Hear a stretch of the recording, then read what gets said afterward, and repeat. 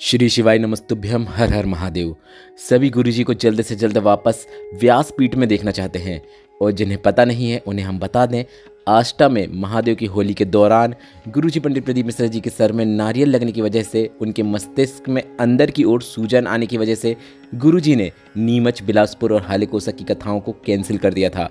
पर अब गुरुजी के स्वस्थ होकर जल्द वापस लौटने की खबरें सामने आ रही हैं। इस वीडियो में हम आपको महाशिवरात्रि में गुरुजी ने आपको एक महा उपाय करने को कहा था, जिसे आपको वर्ष भर आने वाली मासिक शिवरात्रि में भी करना है।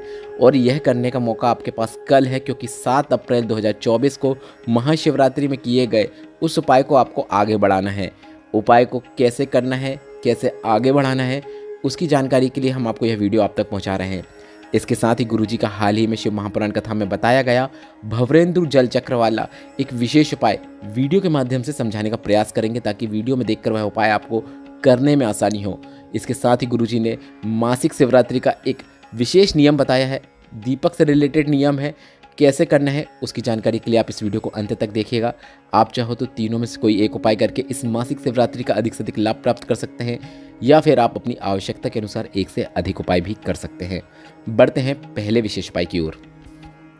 गुरुजी ने कहा था, खुद का मकान नहीं है, खुद का प्लॉट नहीं है, खुद की गाड़ी नहीं है, खुद का व्यापार नहीं है, मतलब आपके पास खुद का कुछ भी नहीं है, तो आपको भोलेनाथ की शिवलिंग पर महाशिवरात्रि में गेहूं की एक बाली चढ़ाकर उस बाली को उठाकर उसमें से 12 दाने निकाल लेना है। यह उपाय आपने महाशिवरात्रि में किया होगा। गुरुजी ने कहा था, अगर आपके पास गेहूं की बाली नहीं है तो आप गेहूं के दानों का भी उपयोग कर सकते हैं। 12 गेहूं के दाने को आपको शिवलिंग के ऊपर चढ़ाना होता था, और उसमें से आपको 12 दाने वापस उठाकर पहला दाना आपको पहली महाशिवरात्रि में शिवलिंग में जो माता अशोक सुंदरी का स्थान होता है वहाँ पर अर्पित करना होता है। अगर आपने यह उपाय किया था तो यह वीडियो में जो हम आपको उपाय आगे बढ़ाने को कह रहे हैं वह उपाय आपको आगे करना है, क्योंकि 12 दानों में से 11 दाने अभी भी आपके पास हैं।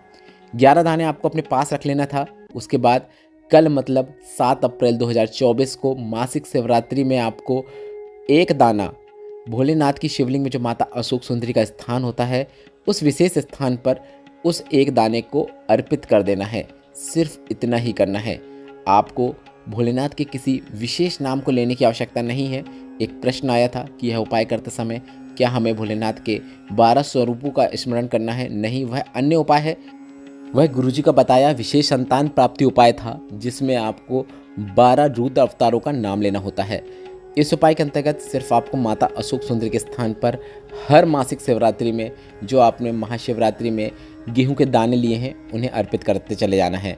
तो आपको याद रखना है, 7 अप्रैल 2024 को मासिक शिवरात्रि के अवसर में 11 में से एक दाना आपको माता अशोक सुंदरी के स्थान पर अर्पित कर देना है, और अगले दिन आपको उस एक दाने को जो आपने अर्पित किया है उसे उठाकर अपने ही घर में जो गमला है उसमें डाल सकते हैं, या फिर आप उसे नदी में भी विसर्जन कर सकते हैं।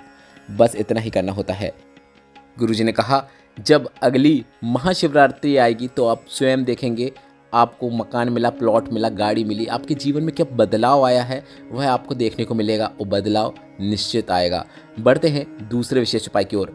गुरुजी ने अपनी हाल ही में पूर्ण हुई शिव महापुराण कथा में बताया, अगर किसी व्यक्ति को बहुत बड़ी बीमारी हो गई है या फिर बड़ी बीमारी होने का भय हो रहा है तो आपको भोलेनाथ के शिवलिंग में भवरेंद्र चक्र का स्मरण करते हुए भवरेंद्र जल अर्पित करना है।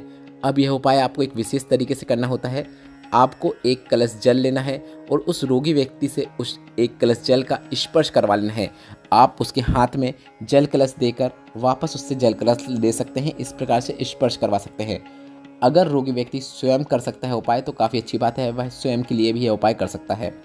इस जल कलश को लेकर आपको शिवालय में जाना है और शिवलिंग में विशेष तरीके से आपको जल अर्पित करना है।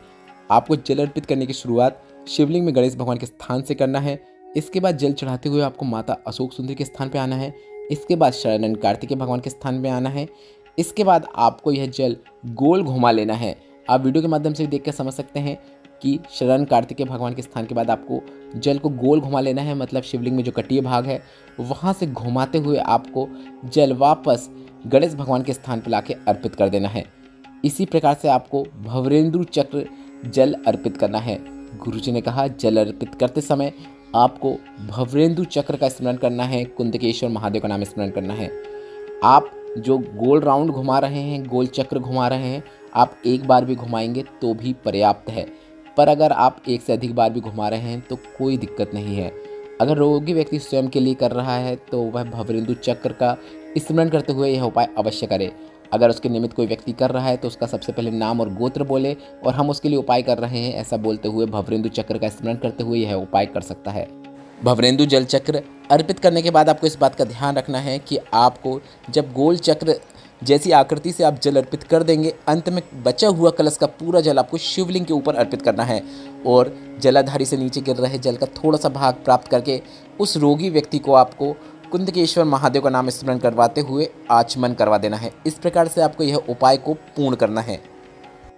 यह विशेष उपाय आप इस विशेष मासिक शिवरात्रि के अवसर में करके अधिक से अधिक लाभ जरूर प्राप्त कीजिएगा।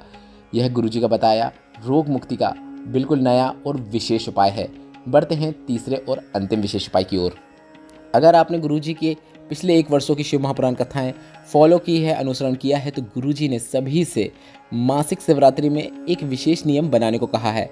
गुरुजी ने कहा अगर आपके पास पैसे नहीं हैं, घर में आर्थिक स्थिति अच्छी नहीं है, घर में क्लेश होता है, अगर आपके घर में कोई ना कोई हमेशा बीमार पड़ता रहता है, मतलब घर में किसी भी प्रकार की समस्याएं चलती रहती हैं, ना व्यापार चल रहा है, ना नौकरी लग रही है, तो घर से सभी प्रकार की परेशानियों को दूर करने के लिए घर के एक सदस्य को एक नियम बना लेना है। आपको प्रत्येक माह में जो मासिक शिवरात्रि आती है, जो कि कल 7 अप्रैल 2024 को है, तो आपको एक नियम बनाना है कि मैं 3 दीपक 3 स्थान पर प्रज्वलित करूंगा या करूंगी। अब यह 3 दीपक कौन कौन से हैं, किस प्रकार से प्रज्वलित करना है, वह भी समझ लीजिए। आप आगे पीछे प्रज्वलित कर सकते हैं, ऐसा कोई नियम नहीं है कि सबसे पहले यहाँ होना चाहिए, दूसरा यहाँ, तीसरा यहाँ। आपको बस 3 जगह दीपक प्रज्वलित करना है। तो हम आपको बता दें 3 स्थान कौन कौन से हैं। गुरुजी ने सबसे पहला स्थान बताया है, वह है बेलपत्र के वृक्ष के नीचे। आपको बेलपत्र के वृक्ष के नीचे एक लंबी बाती का घी का दीपक प्रज्वलित करना है।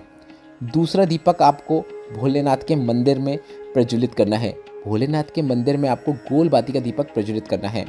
अब कई लोगों का प्रश्न रहता है कि हमारे घर के आसपास या मंदिर के आसपास बेलपत्र का वृक्ष नहीं है, तो हम वह दीपक कहाँ प्रज्वलित करें। तो गुरुजी ने ऐसे वृक्ष बताए हैं जिनके नीचे आप यह उपाय कर सकते हैं, प्रयोग कर सकते हैं। गुरुजी ने बेलपत्र, शमीपत्र, आंवला, वट वृक्ष और पीपल का वृक्ष, यह 5 वृक्ष बताए हैं। इन 5 वृक्षों में से किसी एक वृक्ष के नीचे आपको एक दीपक प्रज्वलित करना है।